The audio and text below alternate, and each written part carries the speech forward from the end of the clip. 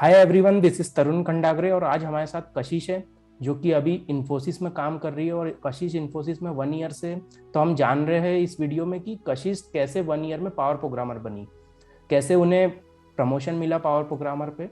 तो हाय कशिश, कैसे हो आप? हाय तरुण। मैं ठीक हूँ, आप कैसे हो? I am also good. कशिश, हमें सबसे पहले आप ये बताओ यार कि इन्फोसिस में क्या कुछ पैटर्न होता है प्रमोशन का, कि कैसे पावर प्रोग्रामर बना जाता है और कैसे आप 1 ईयर में बने। तो आपकी जर्नी के बारे में थोड़ा सा बताइए। हाँ तरुण, क्या होता है कि जब पहले एक स्टार्टिंग फेज होता है इसका, कि मतलब जैसे हम लोगों के पास हैक विद इनकी एक एग्जाम होता है जो कि यस। ऑफ मतलब हमारा इन्फोसिस कंडक्ट करता है। तो उसमें जो टॉप परफॉर्मर्स होते हैं, जैसे कि जो टॉप 3000 बच्चे जो भी होते हैं, जो सेलेक्ट होते हैं कोडिंग में 2 राउंड्स क्लियर करने के बाद, तो उन्हें एक प्री प्लेसमेंट अपॉर्चुनिटी मिलती है। और उसके बाद उनका एक डीएसई में सिलेक्शन होता है, जो कि डिजिटल स्पेशलिस्ट इंजीनियर स्ट्रीम होती है इन्फोसिस की। यस। तो जब आपका उसमें सिलेक्शन हो जाता है, तो क्या होता है कि मतलब ज्वाइन करने के बाद आप एक एसटीजी यूनिट को बिलोंग करते हो। जो एसटीजी यूनिट होती है, वहाँ पे स्पेसिफिक क्राइटेरियाज होता है कि आपको हर एक साल के बाद, मतलब 2 साल तक, आपको उन दोनों साल में आपको अपॉर्चुनिटी मिलेगी पावर प्रोग्रामर बनने की। आपका ओके। असेसमेंट होगा, आपको इंटरव्यू प्रोसेस से जाना पड़ेगा। और फिर उसके बाद आपको पर्टिकुलर जो पावर प्रोग्रामर वाली पोजीशन है वो मिलेगी। तो ओके। उसी तरीके से हमें भी ये अपॉर्चुनिटी मिली, हमें ये चांस मिला कि हमने वो असेसमेंट दिया दिसंबर में। और फिर पूरा राउंड क्लियर हुआ, 3 क्वेश्चंस थे उसमें। और फिर उसके बाद हमारे इंटरव्यूज हुए, और उस इंटरव्यू के बाद फिर उसके बेसिस पे जो भी था सिलेक्शन हुआ लोगों का। तो ओके। अगर आप डीएससी से हो तो डीएससी को हमेशा एक मतलब 2 साल में 2 बार पावर प्रोग्रामर में स्विच करने का चांस मिलता है। Okay, that is great. तो सबसे पहले हमको टेस्ट के बारे में बताओ कि क्वेश्चंस जो आए थे वो किस तरीके के थे, और आप उसकी प्रैक्टिस 1 ईयर से कैसे कर रहे थे, आप किस तरीके से पढ़ा करते थे। तो क्वेश्चन जो थे, तो दो जो क्वेश्चन थे, जो पहला था वो बहुत इजी लेवल का था। मतलब if you are having a basic knowledge of arrays, string, so you are able to do that particular question. Second one is a bit of logical aptitude things will require there, कि अगर आपका logic better है तो आप उसको try कर सकते हो। और जो थर्ड क्वेश्चन होता है वो मोस्टली हमारा ग्राफ या डीपी से होता है रिलेटेड। तो जैसे हमारे जो टेस्ट हुए थे वो 2 स्लॉट्स में हुए थे, उन्होंने एक साथ नहीं 2 स्लॉट्स में लिए थे। तो जो मैंने देखा था एज एक्सपीरियंस में, तो जो हमारा फर्स्ट स्लॉट था उनके जो क्वेश्चंस थे वो बिट थोड़े से ज्यादा टफ थे, क्योंकि उनका जो पहला क्वेश्चन था वो bit of related to array था, बट जो दूसरे 2 क्वेश्चन थे वो डीपी से आए थे उनके। तो वो ओके। थोड़ा टफ था। और जो मेरे क्वेश्चन थे उसमें मोस्टली एरे रिलेटेड था पहला क्वेश्चन। और जो सेकंड था वो बहुत ज्यादा लॉजिकल रिलेटेड था। और थर्ड वाला, अगर आपकी मतलब आपको बेसिक नॉलेज भी अगर आपको डीपी का, तो आप उस क्वेश्चन को बना सकते हो। तो इस तरीके से वो तीनों क्वेश्चन का पैटर्न था। ओके। सो फिर उसके बाद आपके इंटरव्यूज़ हुए होंगे, तो इंटरव्यूज़ के आप राउंड बता सकते हो कि कितने राउंड हुए थे, इंटरव्यू में किस तरीके से पूछा था। क्या एक हाँ पावर फिर प्रोग्रामर का इंटरव्यू जो होता है वैसे ही हुआ था, कि इंटरनल इंटरव्यू थोड़े से डिफरेंट होते हैं, किस तरीके से हुआ था? हाँ, जो इंटरनल इंटरव्यूज होते हैं वो थोड़े बिट डिफरेंट होते हैं, क्योंकि अगर आप नॉर्मल पावर प्रोग्रामर के इंटरव्यू देने जाते हो, तो आप कोडिंग राउंड क्लियर करने के बाद भी जो इंटरव्यूज होते हैं उसमें भी आपसे हैंड्स ऑन कोडिंग कराते हैं, ऑल राइट। सारी चीजें होती हैं। बट जो हमारा इंटरव्यू था उसमें हम लोगों से मोस्टली चीजें रिलेटेड टू प्रोजेक्ट पूछी थी, जिस भी स्ट्रीम पर हम काम कर रहे हैं उस स्ट्रीम में हमारा क्या रोल है, क्या रिस्पॉन्सिबिलिटीज है। और मतलब अब तक हमने क्या नया सीखा है, उन सारी चीजों पे बात की। एक तरीके का प्रॉपर डिस्कशन था वो, हम कह सकते हैं, not type of interview but a proper discussion on your projects, और आप कैसे उसे बेहतर बना सकते हो। क्योंकि मतलब उन्होंने हमें पूरी गाइडेंस भी दी कि जहां जहां पे हम उसे अपने आप को बेटर प्रोग्रेस कर सकते हैं। इस तरीके से उन्होंने हमसे सारी चीजें पूछी, और क्या चीजें हम मतलब रेदर देन जिस चीज पर हमें ट्रेनिंग मिली है उसके अलावा हमने अभी तक क्या किया है, मतलब किस तरीके से कंट्रीब्यूशन है, हैकेथॉन में पार्टिसिपेशन किस टाइप से हमारा, इन सब चीजों से रिलेटेड क्वेश्चंस थे मोस्टली उसमें। ओके। तो इसके लिए आपको कुछ प्रिपरेशन रिक्वायर्ड थी, आपने कुछ प्रिपेयर किया था कि जो आप काम कर रहे थे उसी से ही हो जाता है?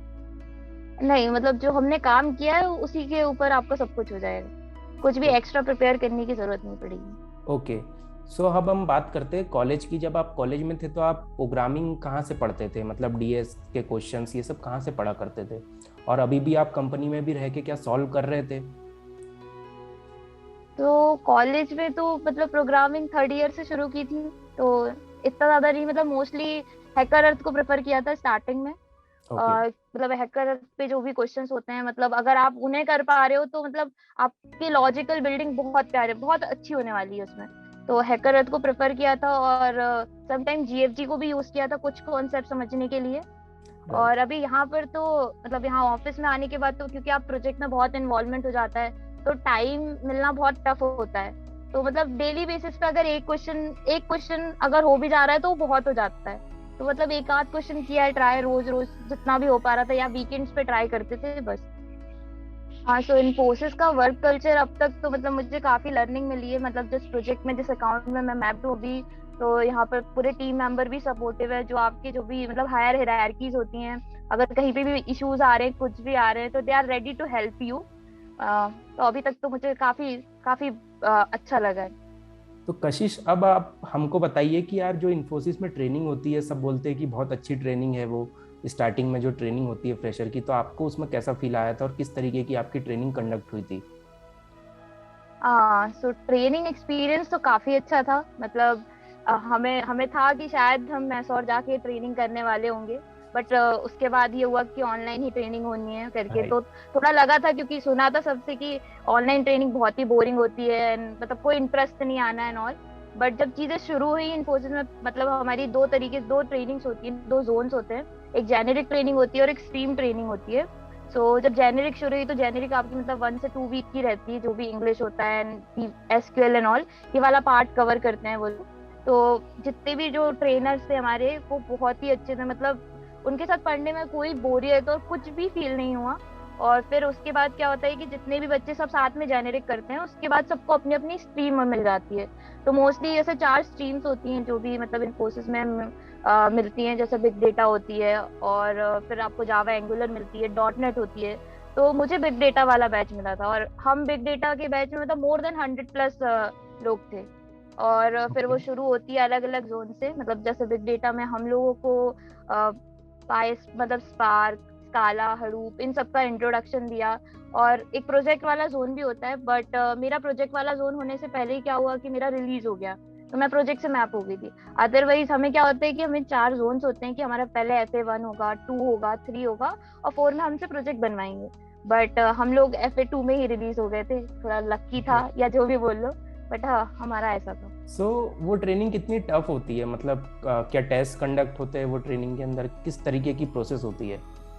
क्या हर वीक में आ, टेस्ट हो रहे होते हैं, हर मंथ में कुछ कुछ टेस्ट हो रहे होते हैं? तो बेसिकली मतलब हम कह सकते हैं ओवरऑल जो ट्रेनिंग है वो हमारी मतलब 2.5 मंथ की होती है।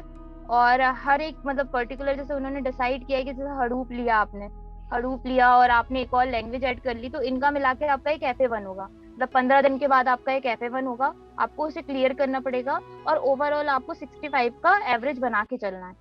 अदरवाइज फिर क्या होगा कि आपको एक सेकेंड अटेम्प्ट मिलेगा, और अगर आपने सेकेंड अटेम्प्ट नहीं क्लियर किया तो देन सॉरी टू से not part of Infosys, okay. ऐसा बोल के हमें समझाया गया था।